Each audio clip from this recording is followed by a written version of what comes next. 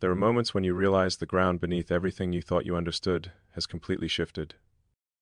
And what happened in Minnesota over the past week isn't just shifting ground. It is a political earthquake that is rattling Washington, terrifying one of the most prominent progressive members of Congress, and forcing America to confront an uncomfortable truth we've been avoiding for years.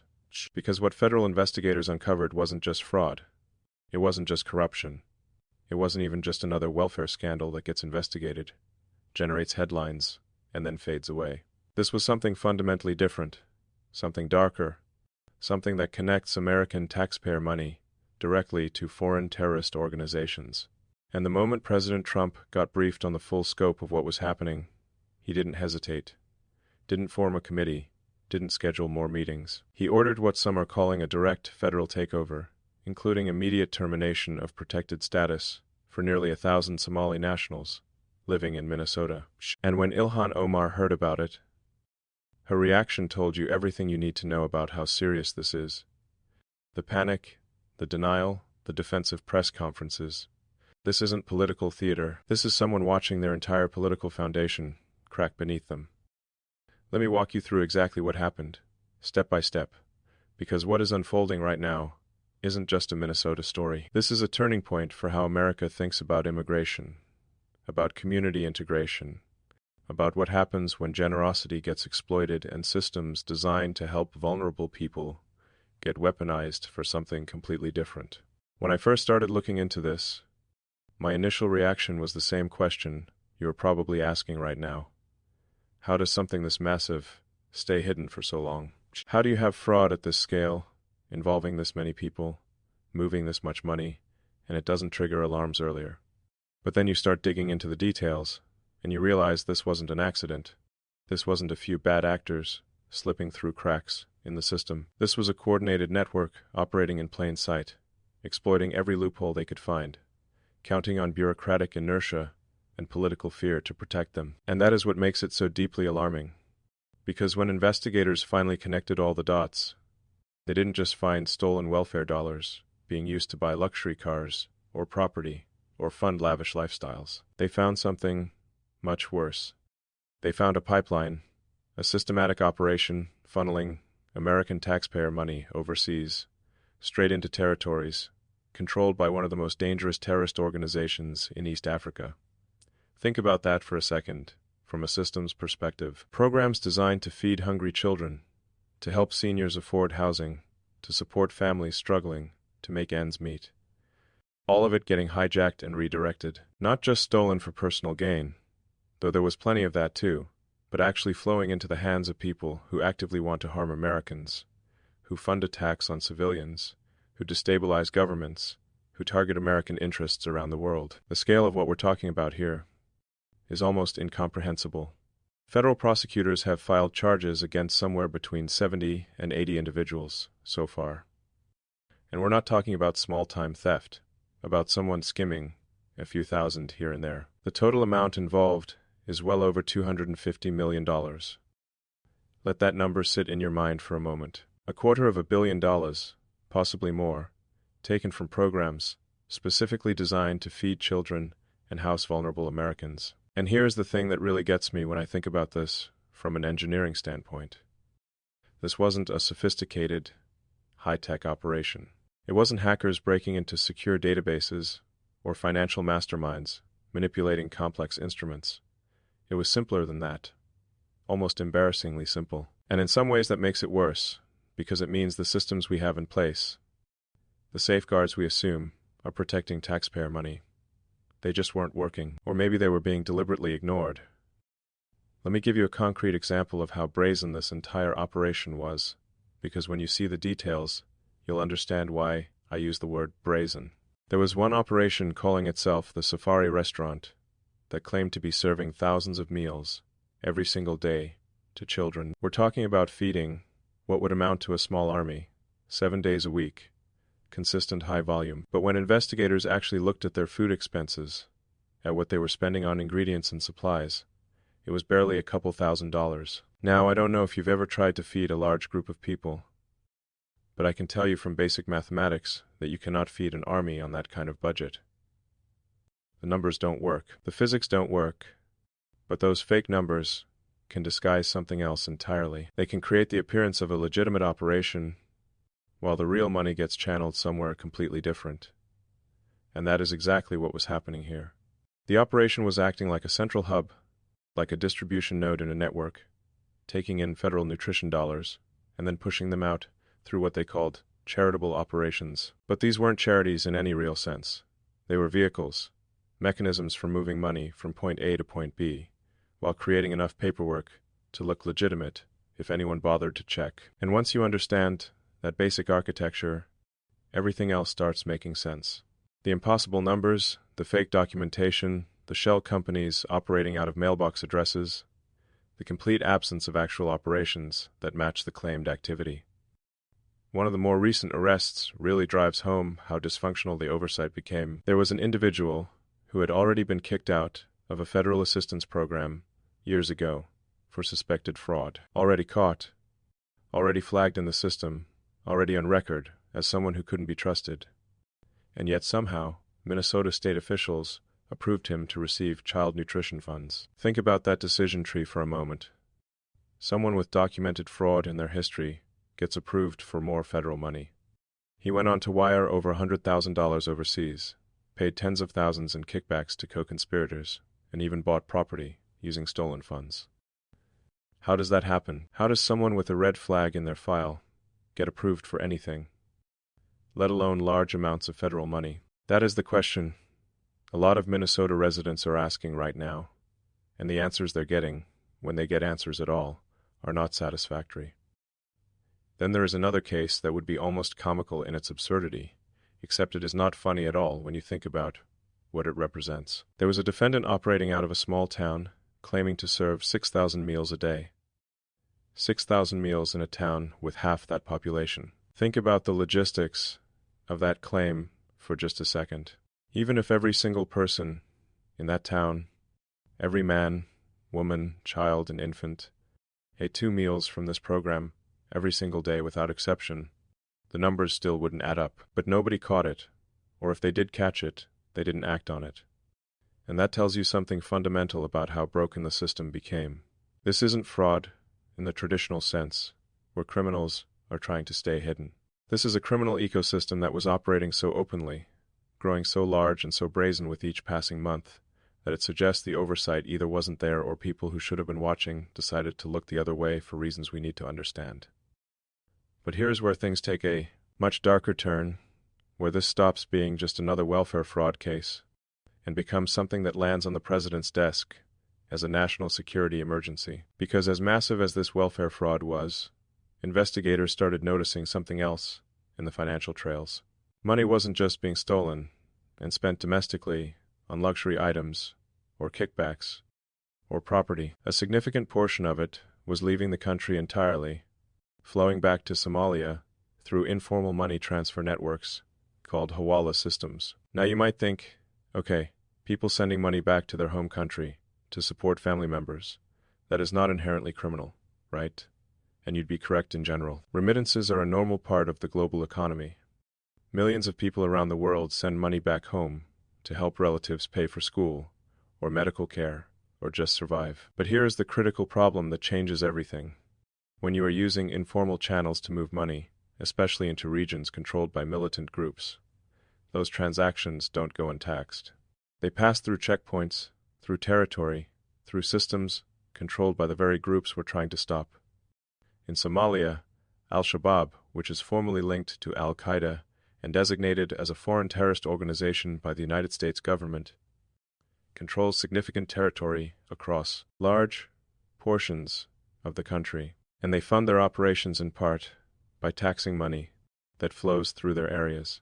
It is essentially a terror tax, a percentage taken off the top of every transaction that passes through their informal financial networks. And that money goes directly into funding their activities that include attacks on civilians, assassinations of government officials, destabilizing whatever fragile institutions exist, and yes, specifically targeting Americans and American interests wherever they can find them. So when federal counterterrorism officials, people whose job it is to track these networks, traced portions of the stolen welfare money through these remittance channels into Al-Shabaab-controlled territory. The entire nature of the investigation changed immediately. It wasn't just fraud anymore.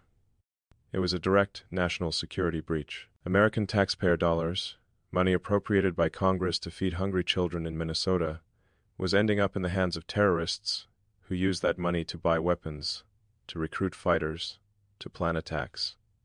And that is what landed on President Trump's desk. Not just a report about welfare fraud in one state, but an intelligence assessment showing that American generosity was being systematically exploited to fund terrorism. Now, I don't know about you, but if I were president and someone put that briefing in front of me, showing me a direct line from American social programs to terrorist organizations, I would want immediate action. And that is exactly what happened. The response was swift, decisive, and unambiguous. Trump terminated temporary protected status for close to 1,000 Somali nationals living in Minnesota, effective immediately. No grace period, no lengthy appeals process, no committee to study the issue further, because in his administration's view, when you discover that your systems are being used to fund terrorism, you don't form study groups. You act. He made his position crystal clear in his public comments, and I am going to quote him directly here because his words matter. He said, "Somalians have caused a lot of trouble. They're ripping us off for a lot of money.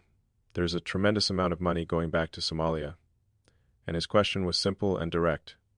Why are we paying money to Somalia? What are we getting in return for this? He also called out Ilhan Omar specifically, saying, "She does nothing but complain about our country and our constitution, and she comes from a country that is devastated and crime-ridden. The country is a disgrace, and we took their people in, and we're not taking them anymore.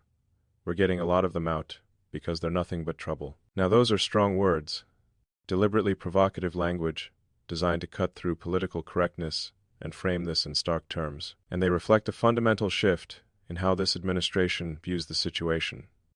From their perspective, this isn't about being anti-immigrant or targeting a specific ethnic community. This is about accountability, about saying if you come to this country, if America extends its generosity and its systems of support to you, you don't get to abuse that trust. You don't get to steal from the American people and then act like you are the victim when you get caught. And that is where Ilhan Omar's reaction becomes so revealing, so politically damaging, because instead of expressing outrage at the fraud, instead of condemning the people who stole hundreds of millions of dollars from programs meant to help children, instead of demanding accountability and transparency and justice, she went immediately on the defensive. Her response was emotional, almost panicked. She held a press conference and declared that there is not a single piece of evidence that taxpayer money from Minnesota has gone to aid terrorism. She called the investigations racist, xenophobic, and immoral. She said, "We cannot blame the lawlessness of an individual on a whole community." And she framed the entire situation as persecution, as a political attack, as Trump and his supporters lying about and scapegoating the Somali community for political gain. But here's the thing you need to understand about her political position, about why this scandal is so existentially threatening to her. Her entire political foundation is built on that community. Her district, her fundraising networks, her grassroots organizers, they're all deeply embedded in the Minneapolis Somali population that is now at the center of the largest welfare fraud case in American history. So when indictments start dropping, when arrests start happening, when people start getting convicted and sentenced, every single one of those cases threatens her credibility. Every conviction tightens what some are calling a political noose around her future.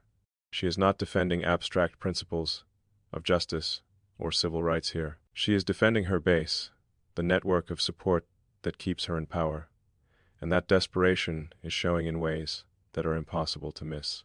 You can see it in her face during press conferences, hear it in her voice when she is challenged by reporters. This isn't the confident progressive firebrand we're used to seeing, the person who seemed unshakable in her convictions. This is someone who knows the walls are closing in, who understands that her political survival is now directly tied to how this scandal unfolds.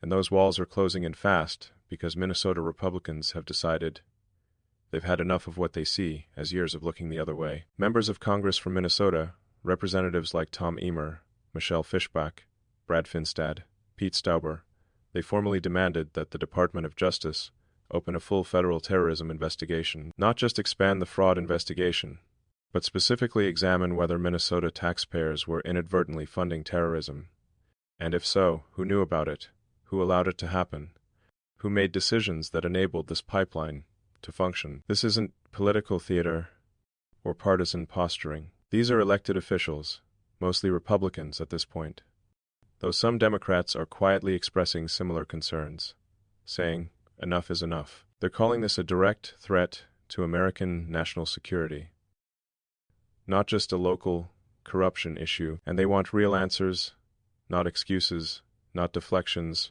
not lectures about racism and xenophobia. They want to know how 70-plus people got indicted, how $250 million got stolen, and how none of the oversight mechanisms that are supposed to exist caught any of this until it became a national embarrassment.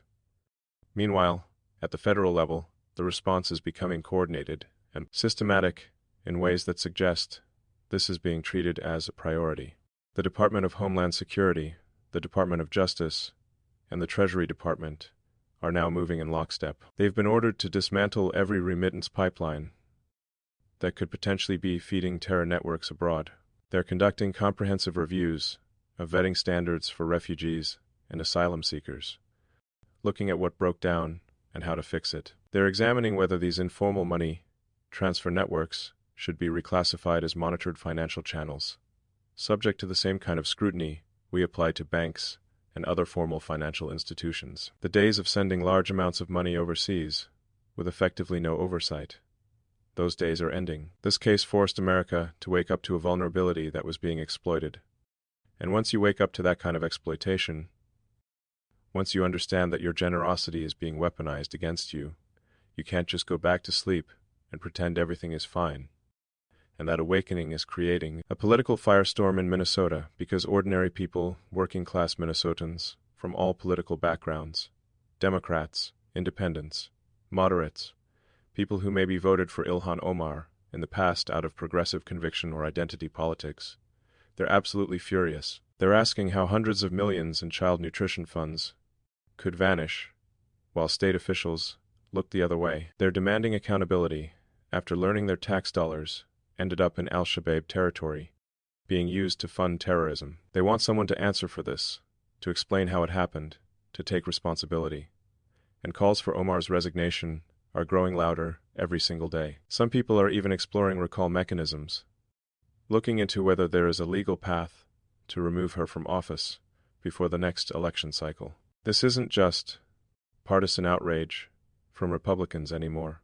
This is what you might call a multiracial, working-class rebellion from people who feel robbed, betrayed, and deliberately kept in the dark about what was happening in their own communities. You have to understand something about the political landscape in Minneapolis and Omar's district, specifically to grasp why this is so devastating for her. Her district has one of the largest Somali populations in the entire United States. It is the absolute foundation of her political coalition. Many of the people who helped her get elected initially, who organized voter registration drives, who raised money for her campaigns, who defended her against criticism, they come directly from that community. And now that same community is at the center of the largest welfare fraud investigation in American history. Every new arrest threatens her credibility with the broader electorate. Every new indictment tightens what feels like a rope around her political future, because these aren't strangers from across the country. These aren't random criminals with no connection to her. These are individuals from her own constituency, from her fundraising circles, from the networks of community organizations that help put her in Congress. And voters across Minnesota, not just Republicans but Democrats and independents too, are starting to ask a very uncomfortable question that she hasn't been able to answer satisfactorily. What did she know, and when did she know it? Now, I am not suggesting she was directly involved in the fraud itself. There is no evidence of that, and I want to be clear about that distinction. But what people are wondering is how could something this massive, this systematic, this organized, be happening in her own backyard, in her own community, among her own supporters and political network? And she had no idea. How could she not see the warning signs that must have been there? or if she did see them. If people came to her with concerns or questions, why didn't she speak up? Why didn't she demand investigations? Why didn't she call for accountability before it became a national scandal that is now threatening her entire political career? Those are fair questions that deserve honest answers.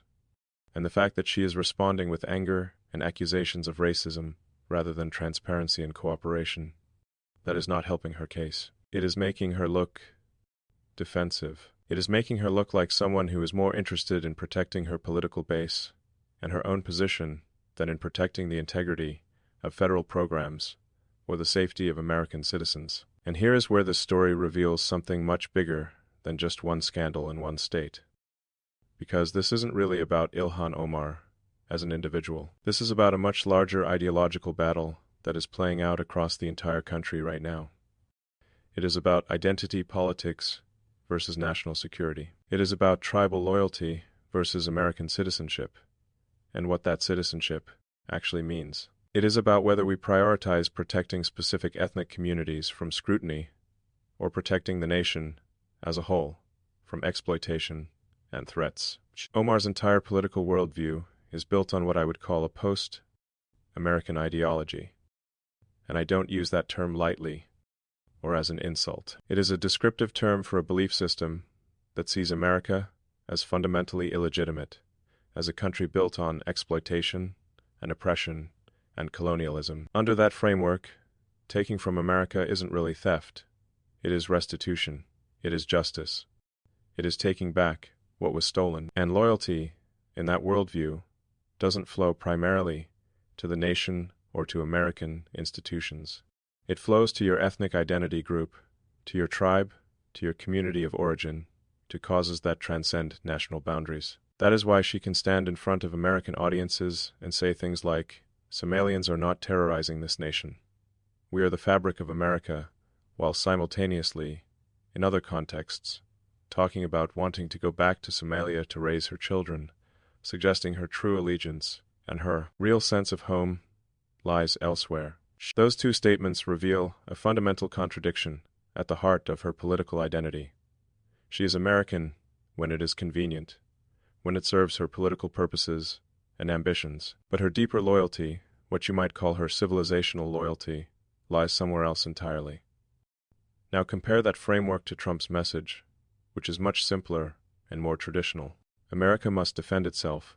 National loyalty is the standard by which we judge people. Terror, linked fraud, gets zero tolerance. If you come to this country, you are expected to assimilate, to contribute, to become American, not just in legal status, but in spirit and loyalty. And if you abuse our generosity, if you exploit our systems, if you send our money to groups that want to harm us, you don't get to stay. You lose the privilege of being here. One narrative fundamentally weakens the country by dividing it into competing identity groups. The other protects it by insisting on shared loyalty and common purpose. And polling consistently shows that Americans, including many Democrats and independents, overwhelmingly side with Trump's framing on this specific issue. Because when taxpayer dollars end up in terror-controlled territory, when programs designed to help vulnerable Americans get hijacked to fund groups that want to kill Americans, people don't care about abstract debates over identity politics or cultural sensitivity. They want security. They want accountability. They want their government to put American citizens first, to protect American interests, to enforce American laws without fear of being called racist. But here is what is really concerning federal investigators as they dig deeper into this network. They're warning privately that Minnesota might just be the tip of a much larger iceberg. They're finding evidence suggesting that similar fraud rings, using similar tactics and exploiting similar loopholes, may be operating quietly in other states with significant refugee populations. The systems that failed so catastrophically in Minnesota, the weak oversight, the loose eligibility criteria, the reluctance to ask hard questions for fear of being accused of discrimination, those same vulnerabilities exist in other places too. And that is exactly what these criminal networks count on. They count on people being afraid to enforce rules. They count on bureaucrats looking the other way to avoid controversy. They count on activists immediately screaming discrimination the moment anyone tries to verify whether programs are actually being used for their intended purposes. So now, for the first time in years, federal regulators are openly discussing whether informal money transfer networks should be reclassified as monitored financial channels because of the terrorism financing implications. They're considering whether money flowing to certain high-risk countries needs to be tracked and regulated the same way we track other financial transactions that could potentially fund terrorism or other illegal activities. The era of sending large amounts of money overseas with no questions asked, with no oversight, with no accountability, that era is ending. This case has forced America to wake up to a vulnerability that was being systematically exploited. And once you understand that hostile groups are taking advantage of your openness and generosity, you can't just ignore it and hope it goes away. You have to close the loopholes. You have to tighten the vetting processes. You have to protect American citizens and American interests. And under this administration, that protection is not negotiable. National security is the priority, which means temporary protected status designations for other high-risk countries are now under comprehensive review. Refugee vetting standards that were relaxed significantly over recent years are being tightened again. States are being put on notice that if they can't manage federal programs responsibly, if they can't prevent fraud at this scale, the federal government will step in and take control. The scandal isn't just reshaping Minnesota politics. It is reshaping the entire national conversation about immigration, integration, and what we expect from people who come to America, because it is proving something that many Americans have suspected for a long time, but were afraid to say out loud for fear of being called bigots. Not everyone who comes here actually wants to become American. Some people want to exploit America. They want the benefits, the security, the economic opportunities, but they don't want the responsibilities. They don't want to assimilate. They don't want to leave their old loyalties behind. And when that happens, when you bring people from countries built on corruption and violence and tribal conflict, and you don't require them to adapt to American values and American civic culture, you end up importing those same problems into American communities. Now, I want to be extremely clear about something, because this is important. This is not about all immigrants. It is not about all Somalis or any other group. There are many Somali Americans who came here, worked incredibly hard, assimilated, and became proud contributing Americans. People who love this country, who value what it represents, who reject the criminal networks that give their entire community a bad reputation. And those people are being hurt by this scandal just as much as anyone else, maybe even more, because now they have to live with the stigma. They have to deal with increased suspicion. They have to answer for crimes they didn't commit, crimes committed by people they don't even associate with.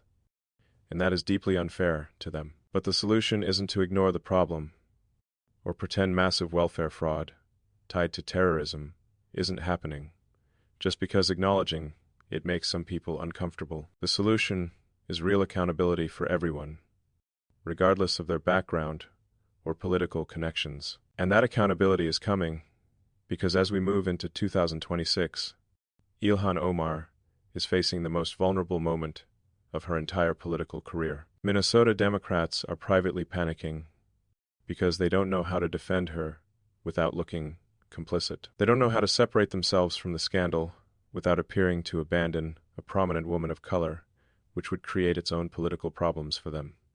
They're trapped. Meanwhile, Republican challengers are already lining up, backed by an energized base and armed with a national security message that cuts through every demographic. They're speaking to voters who feel betrayed, who are struggling financially, while watching hundreds of millions of dollars get stolen. They're connecting with parents who worry about safety and terrorism, and whether their government cares more about protecting foreign nationals than protecting American citizens. And even traditionally left-leaning voters are expressing frustration over the fraud, over the excuses, over the constant deflection. They're tired of being told that asking basic questions is racist. They're tired of being lectured that demanding accountability is xenophobic. They're tired of watching their communities suffer while politicians play identity politics games. For the first time since she was elected, Omar's seat isn't just being contested. It is genuinely endangered. and everyone in Washington understands that. The question isn't whether she'll face a serious challenge. The question is whether she can actually survive it, because the political battlefield is shifting faster than anyone anticipated. The scandal is accelerating, not winding down.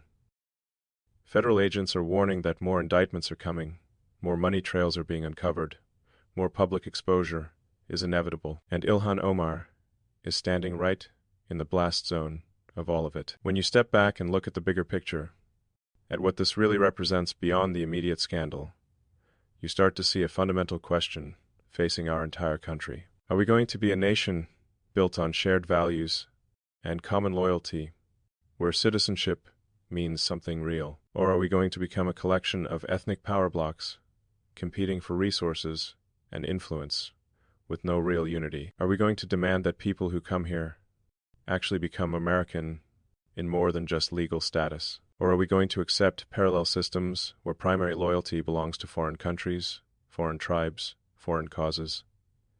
Are we going to enforce our laws equally and fairly for everyone? Or are we going to have different standards based on someone's ethnic background or political connections? Those are the actual stakes here, and Minnesota has become ground zero for answering those questions. The fraud network is unraveling in real time. The terror financing links are confirmed and documented, and the walls around Ilhan Omar's political empire are collapsing faster with each passing day. The next few months are going to be absolutely critical, because this story is far from over. There are more indictments coming down the pipeline. Investigations are expanding into other states. Policy changes are being implemented at the federal level that will fundamentally reshape how we handle refugee vetting, how we monitor remittances, how we prevent this kind of fraud from happening again. And there is an election coming in 2026 that could completely alter the political landscape in Minnesota and send ripples through national politics. The entire country is watching this unfold. Americans are demanding answers, demanding accountability, demanding change. And for the first time in a long time, it actually feels like those demands might be met, because the Trump administration isn't backing down, isn't apologizing, isn't playing the usual Washington games, where everyone expresses outrage for a few days and then quietly moves on to the next news cycle. They're treating this as what it actually is, as a national security emergency that requires a comprehensive response. They're mobilizing federal resources across multiple agencies. They're terminating protected status for people connected to the fraud networks. They're investigating and dismantling remittance channels that fund terrorism. They're demanding accountability from state officials who let this happen through negligence or deliberate inaction. And they're making it absolutely clear that America will not fund terrorism directly or indirectly ever again under any circumstances. That is a powerful message, and it is resonating with voters across the entire country. Not just in Minnesota, because people are exhausted. They're exhausted from being taken advantage of. They're exhausted from seeing their generosity exploited and their trust betrayed. They're exhausted from watching criminals get away with massive fraud, because actually enforcing the law might be politically inconvenient or culturally insensitive. So what started as a welfare fraud investigation in one state has become something much larger. Something that feels like a genuine turning point. A moment where America has to decide what kind of country it actually wants to be going forward. A country that protects its own citizens and defends its foundational values.